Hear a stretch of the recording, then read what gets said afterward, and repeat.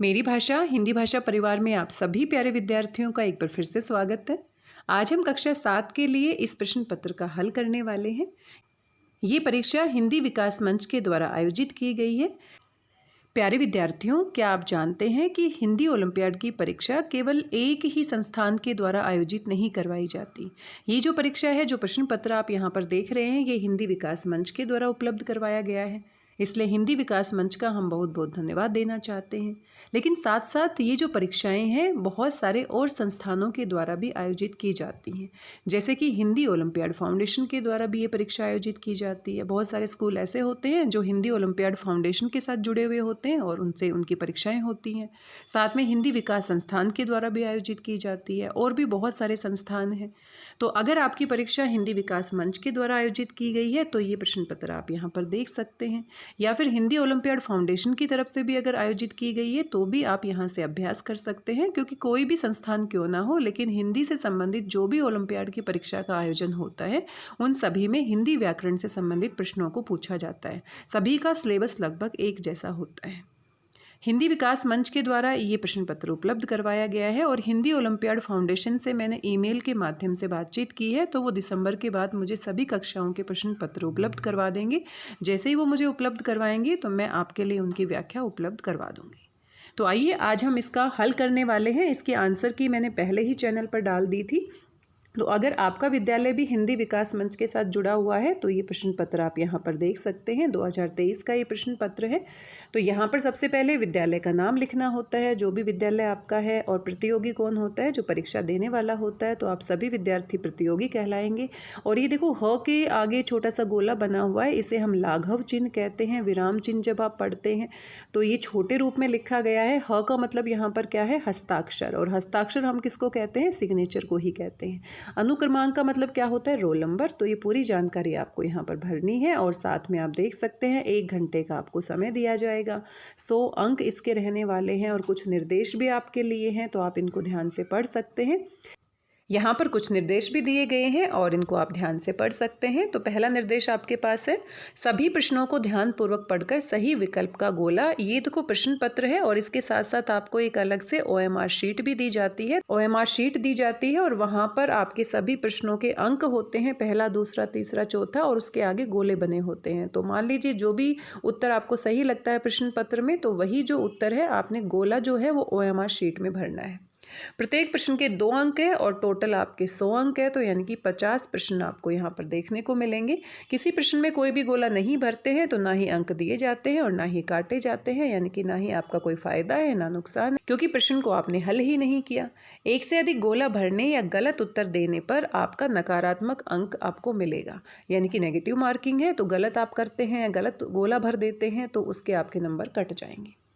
परीक्षा उपरांत प्रश्न पत्र और OMR शीट कक्ष निरीक्षक को दें। कक्ष निरीक्षक क्या होता है, जिन टीचर्स की ड्यूटी लगती है आपकी परीक्षा कक्ष में, तो वही आपके इन्विजिलेटर होते हैं, उन्हीं को हिंदी में कक्ष निरीक्षक कहते हैं। तो आइए इन प्रश्नों को देख लेते हैं, इन पर विस्तार से हम बातचीत कर लेते हैं। किसी भी व्याकरण की पुस्तक से आप तैयारी कर सकते हैं। बार बार बच्चे मुझसे पूछते हैं कि मैम कौन सी पुस्तक खरीदें। तो कोई भी व्याकरण की कोई भी पब्लिकेशन अगर आप लेते हैं तो सभी व्याकरण की पुस्तकों में सभी टॉपिक दिए जाते हैं। वहाँ से आप परिभाषाओं को ध्यान से पढ़िएगा और अभ्यास कीजिएगा। और बार बार जब आप अभ्यास करेंगे, अच्छे से पढ़ लेंगे, तो कोई भी परीक्षा आपको मुश्किल नहीं लगेगी। अनुस्वार वाला उचित शब्द चुनिए। तो मान लीजिए आपके पास कोई व्याकरण की पुस्तक है, तो वहाँ पर आपका टॉपिक होता है अनुस्वार और अनुनासिक। अनुस्वार क्या होता है, ऊपर जो बिंदु लगता है उसको हम क्या कहते हैं, अनुस्वार कहते हैं, और ऊपर जब हम चंद्र बिंदु लगाते हैं उसको हम क्या कहते हैं, अनुनासिक। तो ये टॉपिक अगर आपने अच्छे से पढ़ लिया है तो कहीं से भी सवाल पूछा जाए, किसी भी प्रकार की परीक्षा में पूछा जाए, तो आप आसानी से हल कर सकते हैं। अनुस्वार जो होता है उसकी जो ध्वनि होती है वो हमारे नाक से निकलती है, और जो अनुनासिक होता है उसमें नाक और मुंह दोनों से निकलती है। तो अनुस्वार वाला उचित शब्द क्या है, तो देखो यहाँ पर लिखा गया है हंस। तो हंस जो होता है ऐसे लिखा जाता है, तो पहला विकल्प क्या है, सही है, ये गलत है। और प्रातः में क्या लगा है, यहाँ पर आप पीछे देख सकते हैं, इसको विसर्ग बोलते हैं। पीछे 2 बिंदु जो होते हैं उसको क्या बोलते हैं, विसर्ग। तो किसी भी व्याकरण की पुस्तक में अनुस्वार, अनुनासिक और विसर्ग, ये तीनों एक स्थान पर दिए जाते हैं और इनको आप अच्छे से पढ़ सकते हैं। स्पर्श व्यंजन होते हैं तो देखो व्याकरण की पुस्तक की हम बात कर रहे हैं, साथ साथ स्वर क्या होते हैं, व्यंजन क्या होते हैं, स्वर के कितने भेद होते हैं, व्यंजन के कितने भेद होते हैं, पूरी वर्णमाला की जानकारी आपकी पूरे एक टॉपिक में दी जाती है। तो स्पर्श व्यंजन क्या होते हैं, कुल 25 होते हैं और ये कहाँ से कहाँ तक होते हैं, क से शुरू होकर म तक होते हैं। व्यंजन हमारे कुल 3 प्रकार के होते हैं, एक हमारे स्पर्श होते हैं, एक हमारे अंतस्थ होते हैं य र ल व, और साथ में ऊष्म होते हैं श स स ह। तो इस तरीके से आपके 33 व्यंजन होते हैं। तो यहाँ पर स्पर्श की बात की जा रही है, कितने होते हैं, 25। आगे है प वर्ग का उच्चारण स्थान है। तो ये देखो ये भी आपको व्याकरण में मिल जाएगा। उच्चारण स्थान, जब हम किसी भी वर्ण को बोलते हैं तो मुंह में आप ध्यान से महसूस करके देखिए, जब हम बोलते हैं तो जो मुंह की वायु होती है वो कहीं ना कहीं स्पर्श करती है, कभी दांत को छूती है, कभी होठ को छूती है, कभी ऊपर तालू को छूती है, कभी कंठ में से निकलती है, कभी कंठ और तालू के बीच में जो मूर्धा होती है, ये नया नाम हो सकता है आपके लिए। तो ये अलग अलग स्थान है मुंह के, और जहाँ जहाँ से ये स्पर्श करती है तो उसी के हिसाब से वो उच्चारण स्थान होते हैं। तो देखो यहाँ पर प वर्ग, प को आप बोल कर देखिए, प, फ, ब, भ और म। अब ध्यान से देखिए और अपने मुंह के आसपास के हिस्से को महसूस करने की कोशिश कीजिए कि ये जब हम प बोलते हैं तो हमारे दोनों होठ एक तरह से छूते हैं एक दूसरे को। तो ये कौन सा उच्चारण स्थान होता है, ओष्ठ। कंठ, कंठ में क्या आता है, क वर्ग आता है, क ख ग घ। और दंत जो होते हैं, दंत में क्या आता है, त थ द ध न। तो बोल के भी आप देखेंगे और थोड़ा सा एक बार पुस्तक में पढ़कर आप अभ्यास कर लेंगे तो ये आप टॉपिक समझ जाएंगे। और ये सिर्फ हिंदी ओलंपियाड में नहीं पूछा जाता उच्चारण स्थान, आपको पता है बड़ी बड़ी जो कॉम्पिटिशन की परीक्षाएं होती हैं वहाँ पर भी उच्चारण स्थान से सवाल पूछे जाते हैं। आगे दिया गया है श का उचित वर्ण विच्छेद क्या होगा। तो ये आपका संयुक्त व्यंजन है, और वर्ण विच्छेद यानी कि इसमें कितने यहाँ पर व्यंजन का प्रयोग किया गया है। तो ये जो होता है आपका क्या होता है, क होता है, और फिर आपका क्या होता है, ये वाला श होता है, और फिर अ होता है। तो देखो यहाँ पर ये देखो ये दूसरा श गलत है, और ये तो देखो श से शुरुआत है, ये नहीं आएगा। तो पहला विकल्प क्या है, सबसे सही। निम्न में से तालव्य ध्वनियाँ कौन सी है। तो अभी हम उच्चारण स्थान की बात कर रहे थे, तो तालव्य ध्वनियाँ कौन सी होती है, क ख ग घ मैंने बताया था कंठ से निकलती हैं, प फ ब भ म अभी हमने देखा ओष्ठ से निकलती हैं, और ये जो च छ ज झ है ये क्या होते हैं, तालव्य। ये हमारे तालू को छूते हुए हवा यहाँ से निकलती है। राम अनुज का उचित संधि शब्द चुनिए। तो राम और अनुज और दोनों को जोड़ देंगे तो दीर्घ स्वर संधि बन जाएगी, आ की मात्रा बन जाएगी रामानुज। तो पहला विकल्प क्या है, सही है, रामानुज। बाकी विकल्प गलत है। बचपन, शैशव, मित्रता, अपनतव, लड़कपन शब्द में कौन सी संज्ञा है। तो ये देखो किसी विशेष व्यक्ति के नाम तो है नहीं, ना स्थान वस्तु के नाम है, ना जाति के बारे में बता रहे हैं। तो बच गया कौन सा, भाववाचक। तो बचपन का भी भाव होता है, महसूस करते हैं बचपन में हम। शैशव जो छोटा शिशु होता है, बच्चा होता है, मित्रता का भाव होता है, उसको हम महसूस कर सकते हैं। अपनतव का भाव होता है, लड़कपन का भाव होता है। प्रसून शब्द का पर्यायवाची है। तो प्रसून जो होता है वो हमारा क्या होता है, फूल, और फूल को हम क्या कहते हैं, पुष्प। पर्यायवाची शब्द जितना आप अभ्यास करोगे उतना ही आपके लिए अच्छा रहेगा, क्योंकि कहीं से कोई भी शब्द दे दिया जाएगा। निम्नलिखित विकल्पों में से करण कारक का उदाहरण है। तो करण कारक की विभक्ति क्या होती है, से, और साथ में क्या होता है, के द्वारा, की सहायता से काम होता है। राजा ने भिखारी को दान दिया। तो राजा ने भिखारी को दान दिया, तो को यानी कि के लिए, तो ये तो करण कारक नहीं है। बढ़ई लकड़ी से मेज बनाता है। तो लकड़ी की सहायता से मेज बनाता है, से मेज बनाता है। तो दूसरा ही विकल्प क्या है, सही है। खान से हीरे निकलते हैं। तो हीरे देखो निकलते हैं, तो निकलने का मतलब क्या हो गया, खान से हीरों को अलग कर दिया गया। जब अलग होने पर से का प्रयोग किया जाता है तो वो किसका होता है, अपादान कारक का विभक्ति चिन्ह होता है, अपादान। तो करण और अपादान में से का प्रयोग होता है, लेकिन अपादान में अलग होने के लिए दो वस्तुएं आपस में अलग होती हैं, और जो करण कारक होता है उसमें उसकी सहायता से काम किया जाता है। उच्चारण शब्द का संधि विच्छेद। तो संधि वाला टॉपिक भी आप अच्छे से पढ़ लीजिएगा, यहाँ से भी सवाल पूछे जाते हैं। तो उच्चारण जो है, देखो कई बार हमें लगेगा उच्च चारण, तो ये ज़्यादातर बच्चे यही करके आते हैं, या किसी को लगता है उच्च यहाँ पर है चारण, ये भी गलत है। ये हमारा क्या है, व्यंजन संधि का उदाहरण होता है। तो ये त जो होता है, उत जमा चारण, त हमारा नियम के हिसाब से किस में परिवर्तित हो जाता है, आदेश च में। ऐसे ही आपका एक शब्द आता है उज्ज्वल, बार बार पूछा जाता है परीक्षाओं में। तो यहाँ पर भी बच्चे उज्ज करते हैं, उज्ज नहीं आएगा, ये भी क्या आएगा, उत, उत और फिर ज्वल। तो ये जो त होता है, ये जो पीछे वाला ज होता है, इसी के वर्ग में परिवर्तित हो जाता है। तो त का भी क्या हो जाता है, ज। समय पर अपना कार्य करने वाले छात्र के लिए विशेषण लगता है। तो जो व्यक्ति या जो छात्र समय पर कार्य करता है तो वह नियमित कहलाता है।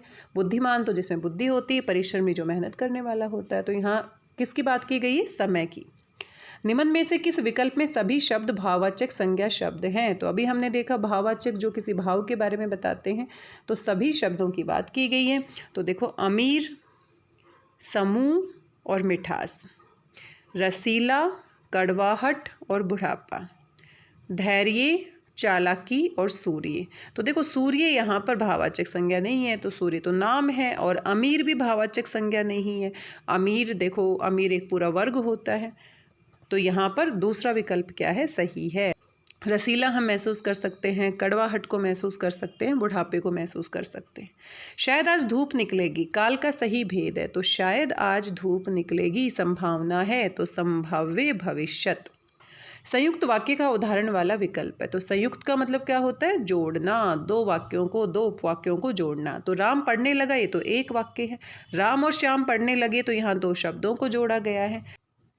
राम और श्याम पढ़ने लगे, तो यहाँ दो शब्दों को जोड़ा गया है। मैं पढ़ने लगा, ये एक उपवाक्य है, और पास हो गया, तो ये देखो यहाँ पर दो उपवाक्यों को जोड़ा है। तो ये क्या है, संयुक्त वाक्य। संविधान की किस अनुसूची में हिंदी भाषा का वर्णन है। तो 8वीं जो अनुसूची है उसमें हिंदी भाषा के बारे में बताया गया है। तो ये जीके का क्वेश्चन भी हम कह सकते हैं। विद्वान का स्त्रीलिंग है, तो विद्वान जो होता है पुरुष होता है, और स्त्रीलिंग के रूप में हम क्या कहते हैं, विदुषी। ध्यान मग्न शब्द में समास है, तो समास भी आप पढ़ लीजिए, संधि भी आप पढ़ लीजिए, क्योंकि जितने टॉपिक है ग्रामर के वो आपको अच्छे से पढ़ने होंगे। क्योंकि ये हमारी वैसी परीक्षा नहीं है कि हम अपनी परीक्षा के हिसाब से तैयारी करें, ये कंपटीशन है, और कंपटीशन में कहीं से भी व्याकरण के टॉपिक से आपका सवाल दे दिया जाता है। ध्यान मग्न, तो ध्यान में मग्न, ध्यान में लीन, तो कौन सा समास है, तो में जो विभक्ति होती है, ध्यान में लीन होना, यानी कि ध्यान में मग्न होना, तो ये अधिकरण कारक की क्या होती है, विभक्ति। अधिकरण कारक की विभक्ति होती है, और अधिकरण तत्पुरुष हो जाएगा यहाँ पर। अपादान में तो से लगता है, संप्रदान में के लिए लगता है। तुमने बात और खालिस्तान दिया गया है, तुमने बात खालिस्तान नहीं की। तुमने बात और ही यहाँ पर हम लगा सकते हैं, तुमने बात ही नहीं की। तो निपात क्या होता है, कुछ ऐसे हमारे शब्दांश होते हैं जिनको लगाने से बात पर बल दिया जाता है। तो तुमने बात नहीं की, ये भी वाक्य सही है, लेकिन ये कहता है तुमने बात ही नहीं की, बल देने के लिए। तो यहाँ पर तीसरा विकल्प क्या है, सही है। दिए गए शब्दों में शुद्ध वर्तनी वाला शब्द है। तो ये देखो, यहाँ पर मात्राओं का ध्यान देना है आपने, ये बार बार पूछा जाता है, ये भी बहुत महत्वपूर्ण शब्द है। ज्योत्सना, तो हमें लगता है ज्योत्सना में आधा त, ये वाला हमें ज़्यादातर सही लगता है, और कई बच्चों को ये भी लगता है, लेकिन ये दोनों ही क्या है, गलत है। क्योंकि ज्योत्सना, तो यहाँ पर त और स दोनों ही क्या आते हैं, आधे। तो दूसरा विकल्प क्या है, सही है। निम्न में से घोष वर्ण कौन सा है। तो वर्ण जो होते हैं वो घोष और अघोष भी होते हैं। तो घोष जो होता है वो क्या होता है, तीसरा, चौथा और पांचवा। किसी भी वर्ग का तीसरा, चौथा और पांचवा जो वर्ण होता है उसे हम क्या कहते हैं, सघोष या घोष कहते हैं। तो यहाँ पर घोष पूछा गया है, तो यहाँ पर आप देख लीजिए कैसे। यहाँ पर हम देख लेते हैं च, तो च, छ, ज, झ और ये। तो यहाँ पर ये कहता है कि पहला और जो आपका दूसरा होता है वो क्या कहलाते हैं, यहाँ पर अघोष। किसी भी वर्ग के पहले और दूसरे जो वर्ण होते हैं वो अघोष कहलाते हैं, और तीसरा, चौथा, पांचवा होता है, इसे हम क्या कहते हैं, घोष। तो इस तरीके से आप याद कर सकते हैं। तो यहाँ पर आप देखो, यहाँ पर आपका च दिया गया है, तो यानी कि अघोष हो गया, और साथ में ज दिया गया है, तो ज हमारा क्या आ जाएगा, यहाँ पर घोष। और देखो त, थ, तो त और थ दूसरे नंबर पर है, ये भी अघोष हो जाएगा। तो पहला, दूसरा अघोष होता है, तीसरा, चौथा, पांचवा किसी भी वर्ग का हमारा क्या होता है, घोष। और यहाँ पर घोष पूछा गया है, तो ये तो हमारे दूसरे नंबर पे आता है, ये पहले नंबर पे आता है, और ये तीसरे नंबर पर आता है। सदैव एक वचन में कौन सी संज्ञा होती है। तो एक वचन में हम भाववाचक संज्ञा का प्रयोग करते हैं। जो भाव होते हैं ना उनको बहुवचन में प्रयोग नहीं करते। बच्चा शब्द बना है, तो बच्चा जो है उसमें च आधा और फिर पूरा च। तो ये जो हमारे होते हैं, जब एक ही वर्ण दो बार आता है तो द्वित्व व्यंजन से बनने वाले शब्द हैं। निम्नलिखित में से कौन सी प्रेरणार्थक क्रिया है। तो प्रेरणार्थक क्रिया क्या होती है, किसी को काम करने के लिए प्रेरित करना। तो नहलाया, नहाया, नहलवाया। निम्नलिखित में से कौन सी प्रेरणार्थक क्रिया है? प्रेरणार्थक क्रिया में किसी से काम करवाया जाता है या किसी को काम करने की प्रेरणा दी जाती है या किसी के लिए काम किया जाता है। तो ये दो प्रकार की होती है, एक प्रथम स्तर की होती है और एक क्या होती है, द्वितीय स्तर की होती है। तो यहाँ पर मुझे लगता है कि यहाँ पर जो ऑप्शन है वो सही तरीके से नहीं दिए गए हैं। नहाया मतलब खुद से नहाना, तो ये तो प्रेरणार्थक नहीं है। नहलाया मतलब किसी और को नहलाया, तो ये प्रथम प्रेरणार्थक क्रिया हो जाती है। और नहलवाया, किसी और से नहलवाया, तो ये हमारी क्या हो जाती है, द्वितीय प्रेरणार्थक। नहलाया यहाँ पर प्रथम स्तर की प्रेरणार्थक क्रिया हो जाती है, किसी को नहलाना, और नहलवाया यानी किसी दूसरे से नहलवाया तो द्वितीय स्तर की हो जाती है। तो यहाँ पर सवाल ये पूछा जा सकता था, निम्नलिखित में से कौन सी प्रेरणार्थक क्रिया नहीं है? तो यहाँ पर मेरे हिसाब से ये जो विकल्प है वो सही नहीं है। तो मेरे हिसाब से ये प्रथम प्रेरणार्थक क्रिया है और ये द्वितीय प्रेरणार्थक क्रिया है। तम, तमा, यहाँ पर एक शब्द युग्म दिया गया है, शब्दों का जोड़ा दिया गया है और इसका सही अर्थ आपको बताना है। तो तम जो होता है वो क्या होता है, अंधकार होता है, और ये जो दूसरा तमा होता है, अंधकार से बनने वाली क्या होगी, रात्रि। तो यानी कि तीसरा विकल्प क्या है, सही है। मेरी किताब यहाँ है, इस वाक्य में संबंध बोधक शब्द कौन सा है? तो किताब का संबंध मेरे साथ दिखाया जा रहा है, तो मेरी किताब है, तो मेरी शब्द क्या हो जाएगा यहाँ पर, संबंध बोधक। लड्डू खाए जाते हैं वाक्य है, तो देखो वाच्य परिवर्तन से संबंधित यहाँ पर सवाल पूछ लिए गए हैं। तो किसी के द्वारा लड्डू खाए जाते हैं, तो ये जो है यहाँ लड्डू कर्म का कार्य कर रहा है और इसका जो परिवर्तन है किस हिसाब से है, कर्म वाच्य के हिसाब से है। तो ये टॉपिक पहले आपको समझना पड़ेगा। तो मैंने इसे पहले पढ़ा हुआ है और इस हिसाब से मैं आपको बता रही हूँ। अगर आपने ये टॉपिक नहीं पढ़ा है तो आप इसे एक बार पढ़ लीजिएगा। चिड़िया उड़ नहीं सकती क्योंकि वह घायल है। चिड़िया उड़ नहीं सकती और क्योंकि का प्रयोग किया गया है और दो उपवाक्यों को जोड़ा गया है। तो यहाँ पर क्या है, समुच्चय बोधक। क्योंकि जो है वो किसका कार्य कर रहा है, जोड़ने का। अगर वह आया तो मैं चला जाऊंगा। अर्थ के आधार पर वाक्य भेद बताइए। तो अर्थ के आधार पर वाक्य के हमारे 8 भेद होते हैं। तो देखो प्रश्नवाचक तो ये वैसे भी नहीं है, साथ में विधानवाचक में साधारण तरीके से बात की जाती है। तो अगर वह आया एक बात है और तो मैं चला जाऊंगा दूसरी बात है। तो यहाँ पर एक वाक्य में दूसरी बात का संकेत है। तो इस तरह का वाक्य क्या होता है, संकेतवाचक। कृष्ण शब्द का पर्याय नहीं है, तो नहीं है पूछा है, ये ध्यान से पढ़ना है। तो समुद्र नहीं होता, गोपाल हम कृष्ण को ही कहते हैं, गिरधारी भी कृष्ण को कहते हैं। तो समुद्र क्या है, पर्यायवाची शब्द नहीं होता। राजा शब्द का पर्यायवाची नहीं है पूछा है। तो राजा भूपति भी राजा होता है, नृप भी राजा होता है, और रंक क्या होता है, गरीब। राजा का विलोम शब्द क्या होता है, रंक। धर्म शब्द का विलोम होगा तो धर्म से क्या बन जाएगा, अधर्म। भौतिक शब्द में मूल शब्द है, तो भौतिक जो शब्द है उसमें भूत, भौतिक शब्द भूत और एक प्रत्यय की सहायता से बना है। तो यहाँ पर भूत क्या है, मूल शब्द, और एक हमारा क्या है, प्रत्यय। वाक्य के खत्म होने पर किस विराम चिन्ह का प्रयोग किया जाता है? जैसे इंग्लिश में हम फुल स्टॉप लगाते हैं, तो हिंदी में हम पूर्ण विराम लगाते हैं। वाक्य खत्म होने के बाद हम इस तरह से लाइन लगाते हैं, पूर्ण विराम। निरर्थक का विलोम है, तो निरर्थक जिसका कोई अर्थ नहीं होता, और इसका विलोम यानी कि सार्थक जिसका अर्थ होता है। सदैव बहुवचन में प्रयुक्त होने वाला शब्द कौन सा है? तो दर्शन, नाम बड़े, दर्शन छोटे। दर्शन छोटा नहीं कहते, दर्शन छोटे। और पानी जो है, पानी हमेशा एक वचन में प्रयोग किया जाता है। पानी ठंडा है, पानी ठंडे हैं नहीं बोलते, तो ये क्या आएगा, दर्शन। और नदी, नदी तो हमारा साधारण क्या है, एक वचन। चांदी शब्द का पर्याय है, तो चांदी को हम और क्या कहते हैं, रजत हम कहते हैं। कांस्य क्या होता है, कांस्य अलग धातु होती है, सोना अलग धातु होती है। देवेंद्र शब्द का संधि विच्छेद चुनिए। तो देवेंद्र जो है वो कैसे बनेगा, देव और इंद्र। देव आपका शब्द है और साथ में इंद्र। तो यहाँ पर सबसे सही विकल्प कौन सा है, पहला। आंसू शब्द का तत्सम चुनिए। तो तत्सम क्या होता है, संस्कृत में आंसू को क्या कहते हैं, अश्रु कहते हैं। राम से दौड़ा नहीं जाता, वाच्य है, तो देखो वाच्य परिवर्तन से भी सवाल पूछे जा रहे हैं। दूसरा सवाल है राम से दौड़ा नहीं जाता, तो यहाँ पर कर्म नहीं है और ये भाव वाच्य के अनुसार है। शुद्ध वाक्य चुनिए। तो यहाँ पर 3 वाक्य दिए गए हैं और शुद्ध का आपको चुनाव करना है। उस नाम राधा है, ये बिल्कुल ही गलत है। उस नाम राधा है, ये बिल्कुल ही गलत है। नल से पानी बह रही है, बह रहा है आना चाहिए। मेरी छोटी बहन खेल रही है, ये बिल्कुल सही है। तो तीसरा विकल्प क्या है, सही है। काले बादल घिर गए हैं, उचित विशेषण शब्द चुनिए। तो देखो बादल जो है वो कैसे हैं, काले हैं, तो काले उसकी विशेषता बताई जा रही है, तो यहाँ पर पहला विकल्प सही है। स्वर संधि का भेद है, तो देखो संधि वाला टॉपिक बहुत डिटेल में पूछ लिया गया है। तो स्वर संधि के मुख्य रूप से 5 भेद होते हैं। दीर्घ स्वर संधि, वृद्धि स्वर संधि भी होती है, यण स्वर संधि, अयादि स्वर संधि और गुण स्वर संधि। तो यहाँ पर दूसरा विकल्प सही है। कवि का स्त्रीलिंग चुनिए, ये बार बार परीक्षाओं में पूछा जाता है। कवि और स्त्रीलिंग में क्या होता है, कवयित्री। मात्राओं का ध्यान रखना है, कवयित्री ऐसे लिखा जाएगा। तो ये देखो कवयित्री नहीं होता, तो पहला विकल्प क्या है, सही। कवित्री इस तरीके से लिखा जाता है, तो यहाँ पर पहला विकल्प सही है। आगे पूछा गया है उचित द्वित्व व्यंजन वाला शब्द चुनिए। बच्चा हमने देखा था, तो यहाँ पर दिल्ली ल और ल 2 बार प्रयोग किया गया है। वर्ण 2 प्रकार के होते हैं, स्वर और व्यंजन। पहला विकल्प क्या है, सही है। निर्मल शब्द में उचित उपसर्ग चुनिए। तो उपसर्ग हमारे शब्द के आगे लगते हैं, तो ये देखो निर और मल कैसे बना है ये शब्द। निर हमारा क्या है, उपसर्ग है, और साथ में मल हमारा मूल शब्द है। तो यहाँ पर क्या हो गया है, पहला विकल्प सही। ये आपके कुल 46 प्रश्न दिए गए थे और 4 प्रश्न जो है आपके अपठित गद्यांश से दिए गए हैं। तो ये आप जल्दी से पढ़ लीजिएगा और यहाँ से आपके 4 सवाल पूछे गए हैं। जीवन में समय का बहुत महत्व है, इसमें बहुत शक्ति होती है। ये किसी भी व्यक्ति को राजा से रंक और रंक से राजा बना सकता है।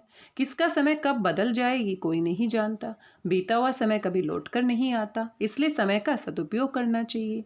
हमें सोच समझकर तय करना चाहिए कि कब सोना है, कब खेलना है, कब पढ़ना है, कब क्या करना है। समय सारणी बनाकर अपनी दिनचर्या को व्यवस्थित करना चाहिए। समय सारणी किसे कहते हैं, टाइम टेबल को। अपने रूटीन को हमें टाइम टेबल के हिसाब से व्यवस्थित करना चाहिए, मैनेज करना चाहिए। जो लोग समय न मिलने का बहाना करते हैं वे किसी भी काम को समय पर पूरा नहीं कर पाते। व्यक्ति को समय की रफ्तार के साथ चलना चाहिए, यही मानव जीवन की सच्चाई है। जिसने इस सच्चाई को जान लिया, समझ लीजिए वह सफलता की सीढ़ियां चढ़ गया। तो हमें समय का महत्व समझाया गया है और इसके आधार पर यहाँ पर कुछ प्रश्न पूछे गए हैं। तो पहला प्रश्न आप यहाँ पर देख सकते हैं, समय का क्या करना चाहिए, सदुपयोग करना चाहिए। दुरुपयोग क्या होता है, बुरी तरह से प्रयोग करना। तो दूसरा विकल्प सही है। उपर्युक्त गद्यांश का उचित शीर्षक होगा। तो समय के महत्व के बारे में बताया गया है, समय के महत्व के बारे में बताया गया है, तो तीसरा विकल्प सही होगा। मानव को जीवन में क्या बनाकर चलना चाहिए, तो समय सारणी बनाकर चलना चाहिए, टाइम टेबल बनाकर चलना चाहिए। उत्पत्ति के आधार पर रफ्तार किस शब्द भेद का उदाहरण है, तो रफ्तार जो शब्द है दूसरी भाषा से आया है और दूसरी भाषाओं से जो शब्द आते हैं वो क्या होते हैं, विदेशज। ये हिंदी का भी नहीं है, संस्कृत का भी नहीं है। हिंदी के शब्द क्या होते हैं, तद्भव होते हैं, और देसी भाषाओं के क्या होते हैं, देशज, और जो संस्कृत से आते हैं वो क्या होते हैं, तत्सम, और जो दूसरी भाषाओं से आते हैं उन्हें हम क्या कहते हैं, विदेशज। यहाँ पर कुल 50 प्रश्न दिए गए हैं और 2-2 अंक के हिसाब से कुल 100 अंक हो जाते हैं। आशा करती हूँ आपको जानकारी पसंद आई होगी और किसी भी व्याकरण की पुस्तक से ये सारे टॉपिक जो हैं आपको वहाँ से मिल जाते हैं।